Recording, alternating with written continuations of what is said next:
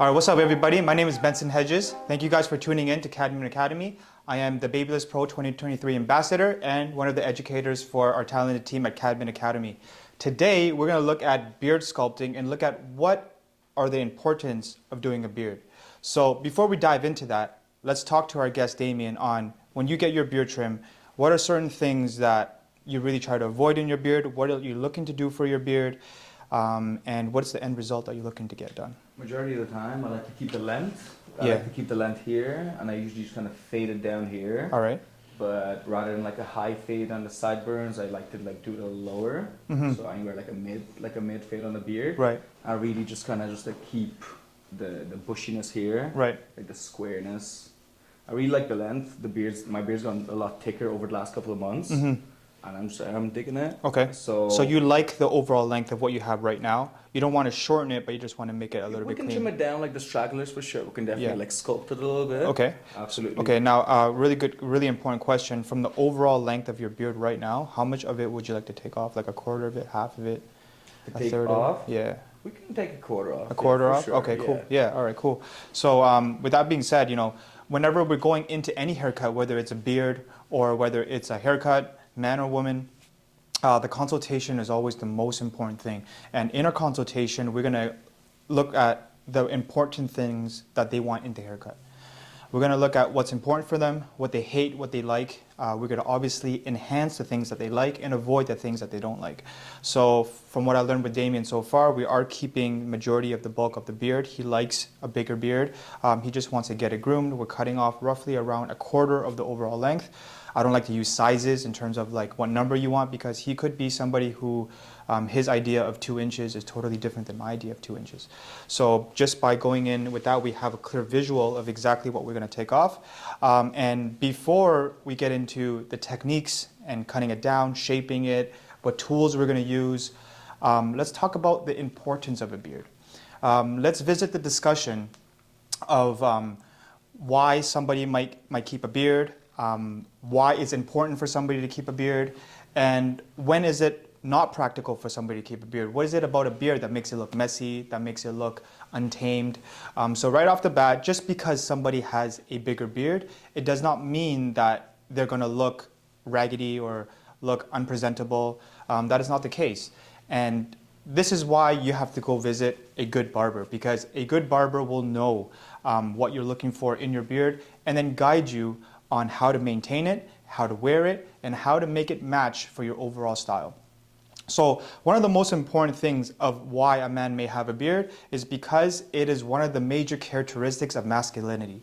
A beard is one of the most masculine parts of a man's grooming and a man's appearance. And now that beard can be used as a tool to enhance or hide certain features in their face. So for example, somebody could have or want to have a chiseled jaw.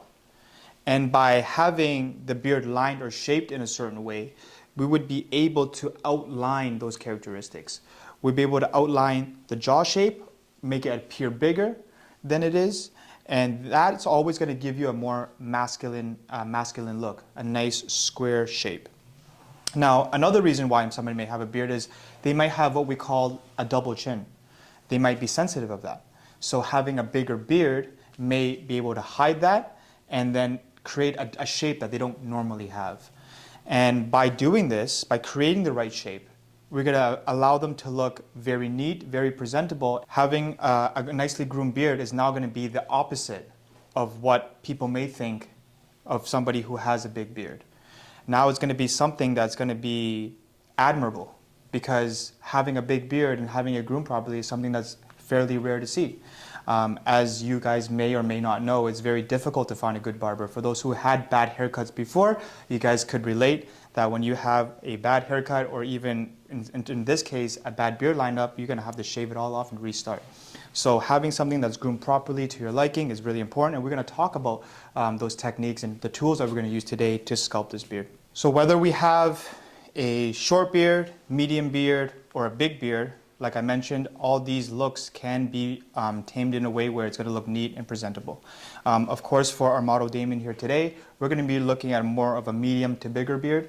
and we're going to look at the techniques on how we're going to trim this and shape this. Whenever we're looking at a haircut or a beard, we're always looking at shape, balance, and symmetry.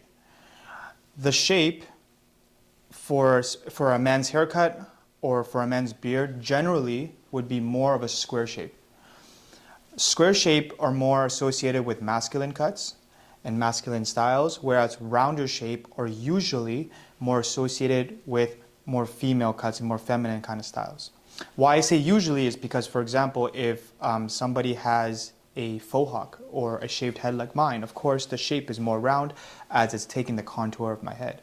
But with most men styles for men, there are more of like a square shape, and that's what usually keeps a more masculine look. So unless our consultation says otherwise, we're always going to keep more of a square shape, and that's going to help enhance, and that's also the natural shape of a man's jaw.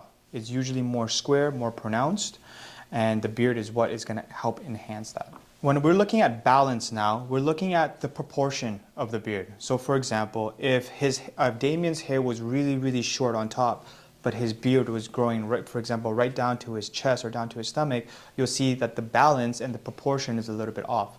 So it would be in Damien's best interest if he were to grow his hair out a little bit longer and or trimmed his beard a little bit more to create more of a balancing factor on his head, or else the bottom part of his face will look really long, whereas the top part of his head will look very small. And of course, when we're looking at symmetry, this is one of the most important characteristics of having a nice groomed beard.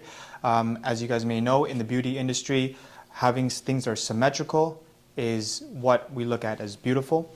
So having your lines come to the same area, we're going to look at techniques on how to use our facial features to ensure that our lines are symmetrical on both sides. And we're making sure that the blend is also symmetrical. Not one is blended lower than the other. And then we're also making sure that underneath the neckline, on both ends, we're going to make sure that it all meets and starts at the same way. So now as he's walking around, as he's talking, as he's moving, that shape is going to be consistent, and that shape is going to be pronounced, and it's going to be in a way where it's going to look sharp from all angles. And speaking of angles, that goes on to my last point. And my last point is to show you guys how to look at a haircut, not only a haircut, but even a beard. And that is the concept of looking at a silhouette. Now, when we're looking at a silhouette, picture an object of the silhouette that you want to see, and we're casting a light that shines onto that object. The shadow that we get on the wall is the silhouette for that angle.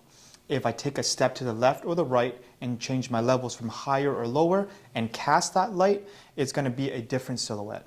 So by looking at the beard from all angles, I'm going to be able to see the shape and the little hairs and everything that's going to make it appear messy. So looking at that silhouette from all angles is what's going to help him get that picture perfect beard that's going to be more of an iconic statement and more of a masculine characteristics to enhance his overall look. Lastly, I'm going to break down the definition, in my opinion, of what a short beard, a medium beard, and a long beard. In my opinion, a short beard is anything lower than a level 2 with the guard.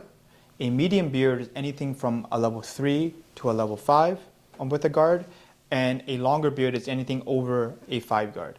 That is just obviously a rough ballpark for you guys to get within the range and select the level that matches your individual more. Not everybody wants a big beard and not everybody wants a small beard. Based on the hair densities and based on how the hair grows, the growth pattern and the quality of the hair, we're going to choose a size and a length of the beard that is going to match the overall individual and to keep into respects of shape, balance, and symmetry. Stay tuned, and we're going to dive right into the techniques and the tools that we're going to use to create this look.